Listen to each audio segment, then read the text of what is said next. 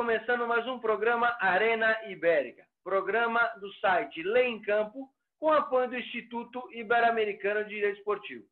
Hoje vamos receber um dos grandes nomes do direito do esporte do México, meu querido amigo Dr. Rolando Guevara. Dr. Rolando é sócio do escritório BGBG da Cidade do México e especialista, um experto em direito televisivo. Mi querido amigo Rolando, bienvenido a nuestro programa Arena Ibérica. Aquí tenemos no un programa de entrevista, es un partido. Es un partido. Bienvenido, muchas gracias por aceptar nuestra invitación. Muchas gracias a ustedes. La realidad es que es todo un privilegio estar contigo, Luis. Te conozco de hace tiempo como presidente del Instituto Iberoamericano de Derecho Deportivo. Y en esta nueva iniciativa te felicito que estés exponiendo los casos de vida de algunos de nosotros. Podemos aportar un granito de arena al derecho deportivo. Claro, mi querido Rolando, por eso hablo para todos. Es importante, incluso para los más jóvenes que están empezando su carrera, empezando su vida profesional, conocer las personas que están trabajando con derecho deportivo, manejando, operando el derecho deportivo, y conocer la historia, porque incluso a veces parece que la gente que ya está trabajando en su inicio ya empezó trabajando con grandes clubes, con grandes firmas, y no es así, ¿eh? Y sabemos que no es así. Entonces, yo quería saber, mi querido Rolando, ¿cómo empezó a trabajar con derecho del deporte? ¿Tenía pasión por el deporte? ¿Era jugador? ¿Qué era? ¿Cómo fue? Mira, mi caso es súper particular. Yo creo que la mayoría de abogados de derecho deportivo han practicado algún deporte. La realidad es que yo soy aficionado a la televisión. Me encanta ver los deportes, pero del otro lado. Nunca practiqué un deporte. Fui muy malo para el deporte. Me pusieron alguna vez de portero, y bueno, me fracturé un dedo, ¿no? Inmediatamente. Entonces, mido 1,82, tenía buena estatura para poder ser portero, pero preferí jugar básquetbol.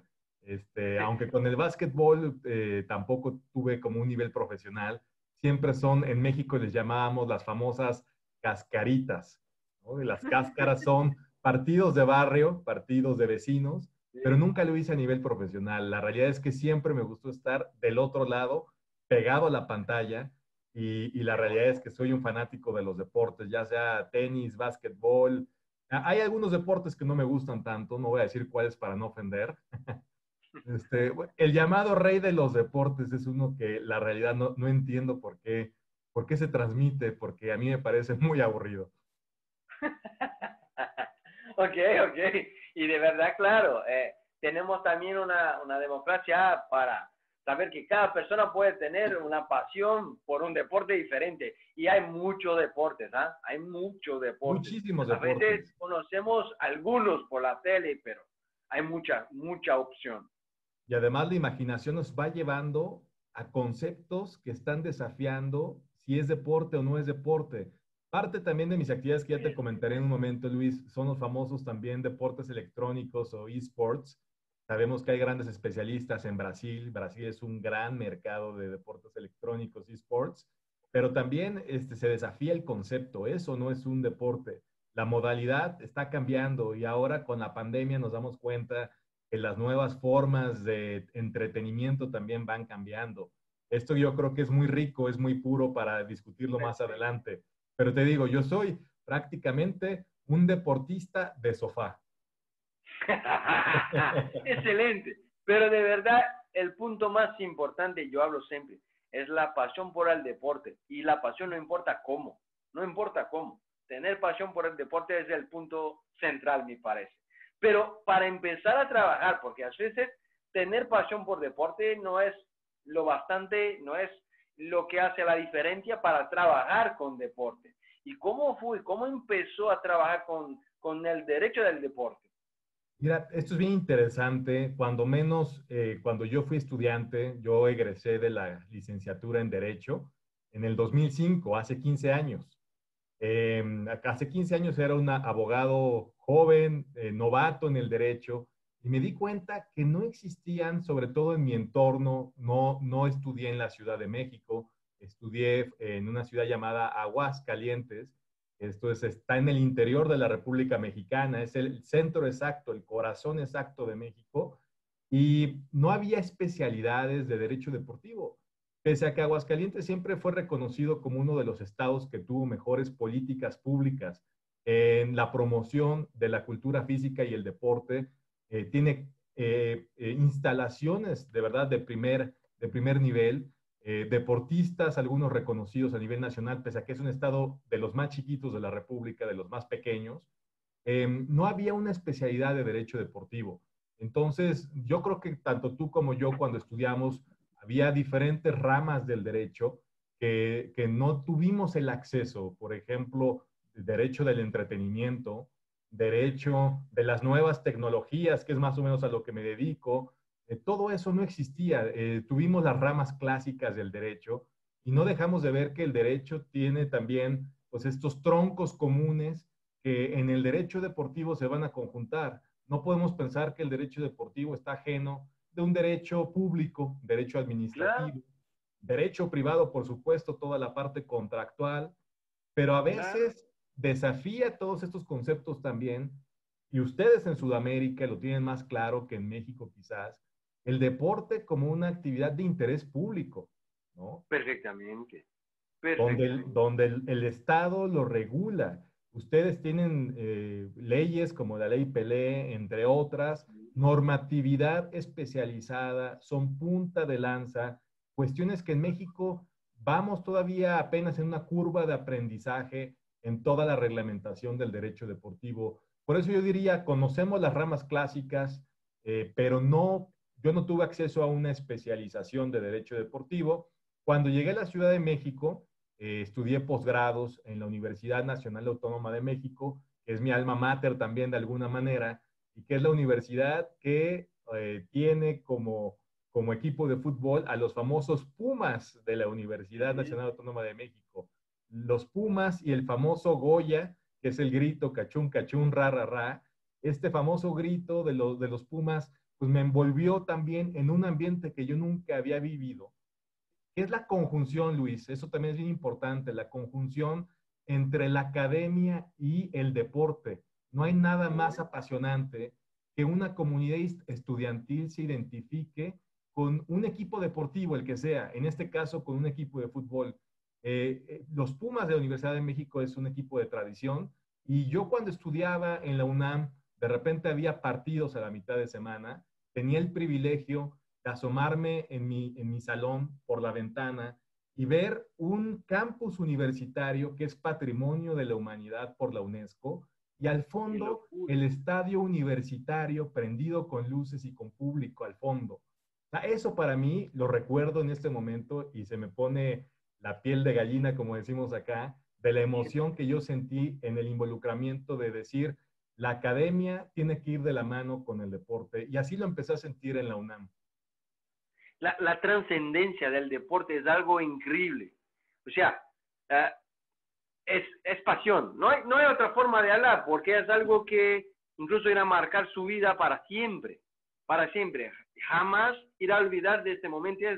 Es algo verdadero. Yo puedo hablar en mi vida también. Tengo muchas historias en el deporte, del club que soy aficionado, de la selección brasileña. Y yo recuerdo del momento y tengo un sentimiento como se pudiera vivir de nuevo todo lo que pasó. O sea, algo increíble, algo increíble. Mi querido Rolando, interesantísimo, interesantísimo. Y para finalizar el primer punto de nuestra charla, quería te preguntar, y hoy exactamente, ¿con qué trabaja? ¿Con qué parte del derecho aplicada al deporte trabaja?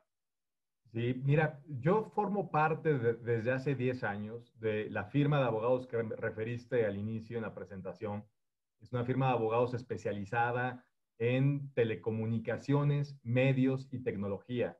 Esto se le conoce internacionalmente como el campo de TMT, que TMT no es del boxeador Floyd McGuire, ¿no? Que creo que tiene esta frase de TMT. Sí, TMT acá en el campo del despacho es justamente un tema de tecnologías y yo me dediqué a este campo desde el 2010.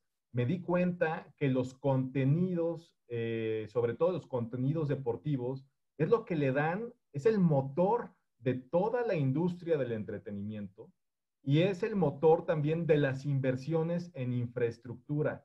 No puedes pensar que exista un evento deportivo sin que existan atrás todas estas planeaciones, literalmente de fierros, cables, espectro, que es también un término muy técnico que se llama en telecomunicaciones el espectro radioeléctrico, que son las frecuencias por las cuales se pueden transmitir. Cuando no se tienen estas frecuencias, un evento deportivo no se puede prácticamente transmitir.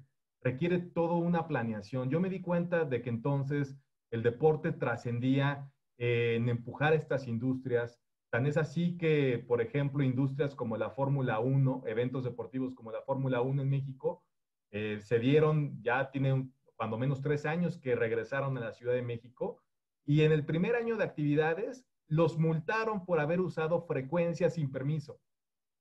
Todo esto fue un acontecimiento donde derivó en regulaciones específicas para que estos eventos deportivos, que son ocasionales, puedan tener una planeación con frecuencias.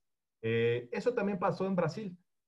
Tú sabrás mejor que nadie, Luis, cuando fueron los Juegos Olímpicos de Río en sí, 2016, inclusive el regulador de Brasil, la famosa Anatel, sí, hizo algunas gestiones y reglamentaciones específicas para que claro. todos los broadcasters tuvieran acceso a frecuencias. Entonces, es fundamental. A veces nosotros nuevamente pensando, yo como un deportista de sofá, no sabemos todo lo que hay atrás de la transmisión, atrás de la Perfecto, pantalla. Y estoy hablando ahorita perfecto. de temas técnicos, pero también imagínate los contratos, los licenciamientos, las transmisiones deportivas, las licencias para poder transmitir estos contenidos, la imagen de los jugadores. Me di cuenta que todo esto es un cúmulo de opciones que se le denomina como derecho de entretenimiento. Y entonces nos dedicamos desde hace 2 años a abrir el área en el despacho, en la firma que te comenté. Decidimos los socios, mis socios y yo, abrir un área no de derecho deportivo, sino llamada de entretenimiento y deporte, porque vemos al deporte, como lo dije desde un principio, como el rey del entretenimiento. Perfecto. Mi querido, ¿qué clase? No fue una presentación de tu vida, fue una clase. Interesante porque el tema hasta 2020, hasta hoy, no es un tema desarrollado aún en todo el mundo. Yo creo que en algunas partes del mundo sí, ya tenemos regulaciones, ya tenemos un trabajo hecho, pero hay mucho por hacer, yo creo, en todo universo deportivo. Y como habló, ahora por cuenta de la pandemia también creo que nuevas áreas irán a surgir, nuevos trabajos. Pero antes de seguirnos, tenemos que hacer el fin del primer punto del partido. El árbitro ya está llamando para el intervalo y vamos Adelante. para el intervalo pensar en todo lo que pasó en el primer punto. Y para seguir, para volver para el segundo tiempo. Segundo tiempo. Pero quería te preguntar, uh, ¿para quién? Ahora es pregunta y respuesta, algo muy rápido. ¿Para quién puede dedicar un gol en su vida? ¿Para quién o para algo? No, bueno, si yo tuviera esa oportunidad, como dice un buen amigo mexicano, para todas las personas, cada vez que alguien cumple años, sobre todo familiares, no estoy casado, tengo pareja, pero no estoy casado. Como dice el amigo mexicano, abrazo de gol. Abrazo de gol para todos, abrazo de gol para mis amigos de Brasil, de Argentina. Me Excelente. encanta esa frase porque no hay nada más apasionante. Yo no sé si un orgasmo se ha parecido a un gol, ¿eh? Excelente, no, pero excelente. Es verdad, es una locura. Un gol hace cosas increíbles. Usted puede no conocer a la persona que está a su lado en un estadio, en una cancha, pero en un gol son amigos desde siempre. De siempre, totalmente, desconocidos, con desconocidos te llegas a abrazar. Yo, no, yo creo que esa es la razón por la cual las autoridades en tiempo de pandemia no están abriendo los estadios, porque con ¿Verdad? un gol todo mundo se besaría y se abrazaría. anécdota. No, excelente. Me encantó su respuesta. Pero ahora tengo una pregunta un poco más complicada. ¿Para quién puede dedicar una tarjeta amarilla? O sea, mira, una advertencia, pero puedes seguir jugando. Y después, ¿para quién puede dedicar una tarjeta roja? O sea, fuera de juego, fuera del partido, se acabó. Mira, la realidad es que, como bien dicen también, es bien conocido este dicho, de que no es bueno hablar ni de política, ni de deporte, ni de religión, pero en este caso necesariamente estamos metidos en el deporte y la política Claro, también tiene un juego en el deporte. Entonces, claro, yo pensaría que la tarjeta amarilla en estos tiempos que estamos viviendo en países hermanos como Brasil y como México, que tienen características similares, la tarjeta amarilla tiene que ser justamente para las autoridades. No perfecto. me quiero meter mucho en temas políticos, pero sabemos que es importante dar el mensaje de unidad, sí, de Sí, esperanza, sí, sí, sí, pero también de cuidado. Y eso claro. significa ser responsables, tener el primer ejemplo que tenemos que tener es del presidente de nuestras naciones, donde usen Perfecto. una mascarilla, donde realmente se protejan ellos y manden el mensaje de que la población se proteja. Pues yo creo que en estos Claro, tiempos en donde todos queremos regresar a las calles, en donde todos queremos regresar a los estadios, la tarjeta amarilla es para estas autoridades que no han puesto el buen excelente, ejemplo. excelente. Ahora la roja, Mira, la roja, yo sí estoy de la mano con uno de los temas que se viven en mi país, que tampoco es ajeno al deporte, que es la bandera de combatir la corrupción. La tarjeta roja sería para la corrupción en todos los ámbitos, el excelente. político y no se diga en el deportivo, que también ha dañado y ha manchado mucho la imagen, sobre todo en el fútbol, que sabemos, si tú te dedicas a eso más, Luisinho, que la corrupción es un mal que impera, un cáncer que impera y sobre todo tenemos que erradicarlo de cualquier parte, pero más del deporte. Excelente, mi querido, excelente. Me encantó también su respuesta y yo creo que pienso igual. Nosotros tenemos que hacer todo posible para erradicar, para acabar con la corrupción, incluso en el deporte. Es importantísimo. Ahora el árbitro ya está pidiendo para los equipos volvieron para el segundo tiempo. Entonces ahora ¿Nos vamos a ir a quería, penales, Luis? no sé, yo creo que no será necesario. Pero te quería preguntar, uh, ¿cómo piensa que está el momento para la cuestión de la tele? Hablamos antes del deporte y hablamos de la importancia de la televisión para el deporte. Pero nosotros estábamos ya en un proceso de cambios importante en los últimos años y con la pandemia yo creo que ahora tenemos un momento aún más importante.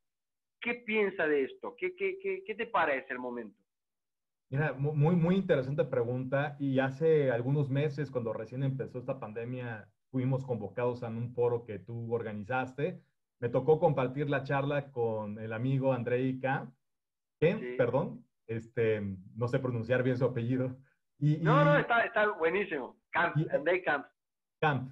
Y él como gran periodista nos hacía preguntas justamente de este entorno que ha cambiado, que tú mismo estás comentando, la explosión digital que vivimos en el 2020.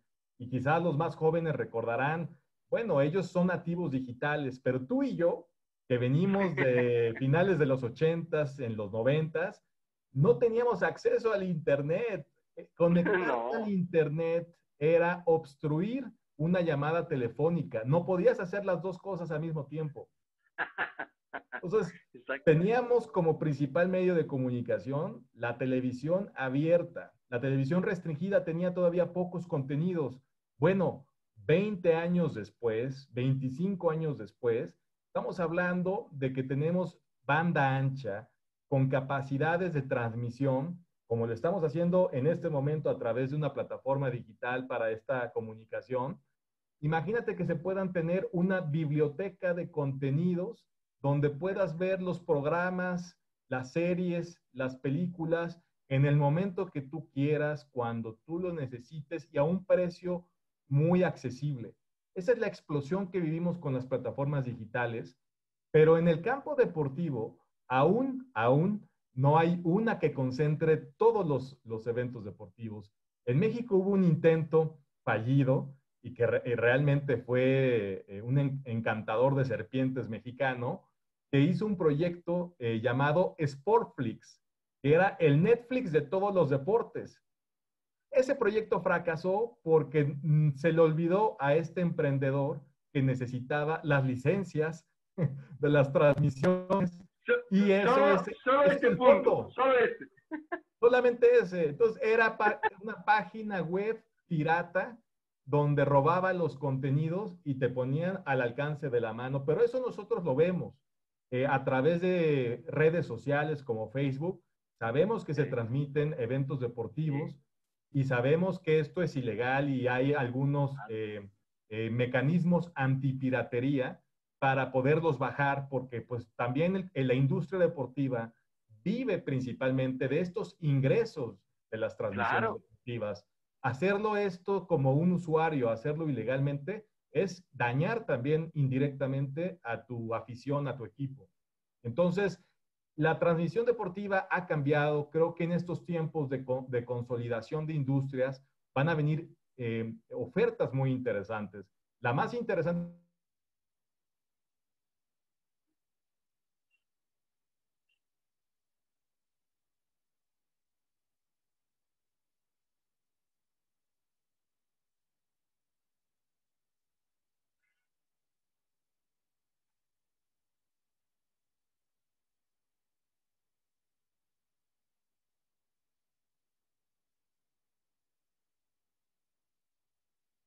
estamos. Hablando del Una Internet, falta, una falta, pero el árbitro miró, marcó, seguimos el partido. digamos que me fui en el carrito de las desgracias. Tuve una lesión y me sacaron a que me pusieran un spray frío, ¿no? Pero ya está listo. Ya Volvemos estamos para el listos. partido. No, mira, la industria ha cambiado. Disney Plus tiene una cantidad de contenidos, incluyendo ESPN. ESPN Sí, es una empresa que controla Disney. Y hoy en sí, día, y tú lo ves también en Brasil, hay una discusión, ya pasó por Brasil y México, de que Disney quería comprar Fox Sports. Las perfectamente. autoridades reguladoras de nuestros países no lo permitieron. En Brasil tengo entendido que Perfectamente. no se permitió, Igual, igual. porque es un tema de concentración. Las plataformas restringidas como Fox tienen ya, por ejemplo, en México, muchas de las transmisiones deportivas del fútbol mexicano. ESPN Claro, tiene algunas, pero concentrarlos, pues sería. se dice que dañaría al consumidor, ¿no? Claro que sí. Ese es un ejemplo, pero hay otros ejemplos bien interesantes. Hay una plataforma hoy en día que se llama DAZN, que es una plataforma que está queriendo incursionar en todos los mercados, sobre todo en América Latina. Tengo entendido que ya está en Brasil. DAZN Sí, está, incluso nuestro querido amigo André Camp ahora es un periodista del Dazón.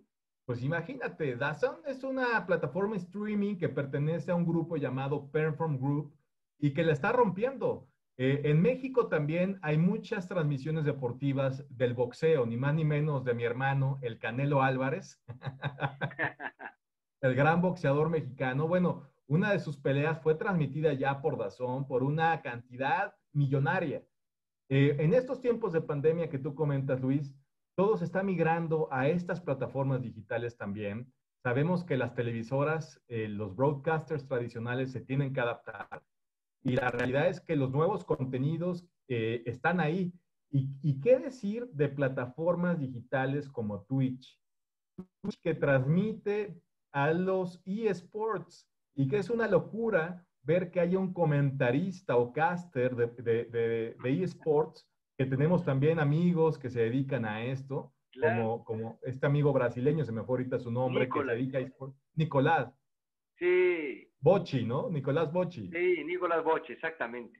Entonces, todo esto es una experiencia donde ni tú ni yo lo hubiéramos pensado hace 20 años. Jamás, jamás. Jamás. Y donde quién sabe cuál sea el futuro que le toca a las siguientes generaciones. El día de mañana ya vemos que existen competencias de League of Legends que llenan estadios en China, en Corea del Sur, y que esto tarde que temprano va a acabar de llegar a América Latina. En México ya tenemos algunas arenas deportivas construidas para temas de esports y los inversionistas cada vez apuestan más a este terreno. Entonces, es una locura.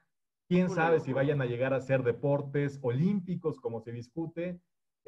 Aquí sabemos que el que lleva el control son los publishers o los desarrolladores de videojuegos, que son los dueños a final de cuentas de todo, ¿no? Es toda una explosión interesantísima y en esta nueva década y después de la pandemia, el tema post pandemia, yo creo que va a tener una explosión de estos contenidos. Yo como abogado que te comento que soy abogado de medios de alguna manera, no dejo de ver todo esto como un tema de entretenimiento. Eh, Perfectamente, Son claro. contenidos perfectos y están catapultando justamente a esta industria deportiva. No, excelente, excelente el tema y podríamos seguir aquí trabajando más 2 horas, pero el partido está controlado por el árbitro y el árbitro ya está hablando que vamos a tener solo más 3, 5 minutos. Ya, ya, ya. Así es, Tiempo de exactamente. reposición, tiempo de reposición. Exactamente, pero por eso antes quería te preguntar, ah, ¿qué te parece eh, que en Brasil en este momento la principal televisión, la Red Globo, está haciendo un reposicionamiento en el mercado?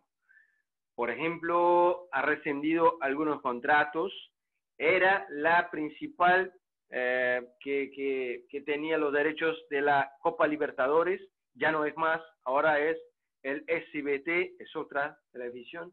Tenía también contratos importantes con los principales clubes, casi un monopolio, y ahora ya hay un movimiento rompiendo esta relación.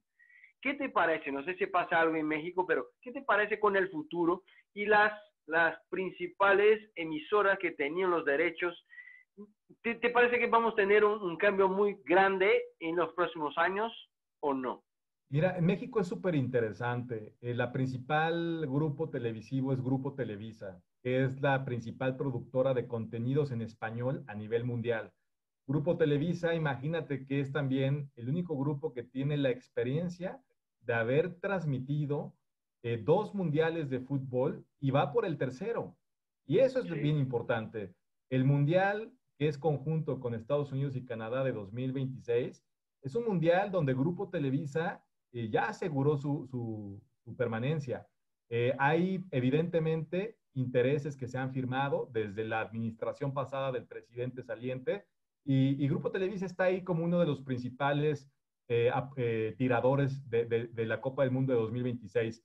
Ellos prácticamente dominan el fútbol mexicano, prácticamente son los dueños de las transmisiones de la selección mexicana, junto con otra televisora hermana que de alguna manera antes se denominaban el duopolio televisivo, pero sabemos que es más o menos la misma configuración. Yo creo que es muy difícil que el principal negocio de los broadcasters, que son los contenidos deportivos, los vayan a dejar. Yo creo que más bien los intereses creados a lo largo de la historia tienen que hacer negociaciones con las nuevas plataformas para que las nuevas plataformas les puedan dar algún contenido agregado.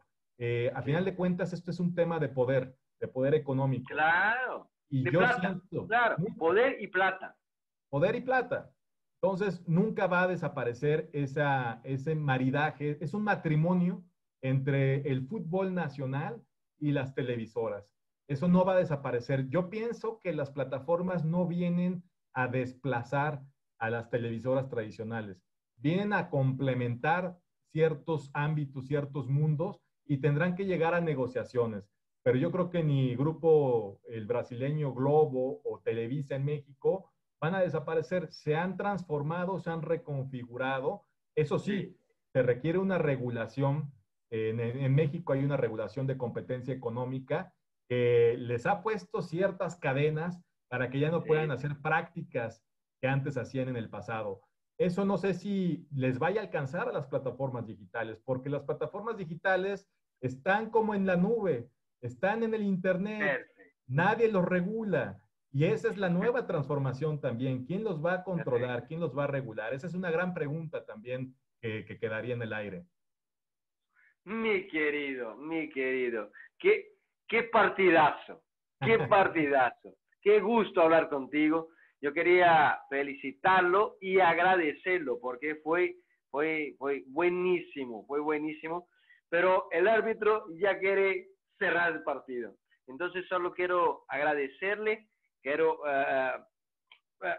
hablar que siempre estará invitado, no, convocado para nuestros partidos. Sí, Por mi favor, querido. por favor, es un privilegio estar en esta arena. Felicidades por la iniciativa nuevamente, Luis. Además, qué mejor que tener un conductor tan carismático, carioca, brasileño. Bueno, tú podrías ser el próximo influencer latinoamericano, mi querido Luis. Mi querido amigo, muchísimas gracias. E a todos que nos acompanharam, agradecendo a presença, já convido para estarem com a gente no próximo programa Arena Ibérica, na próxima sexta-feira. Um grande abraço a todos. Tchau, tchau.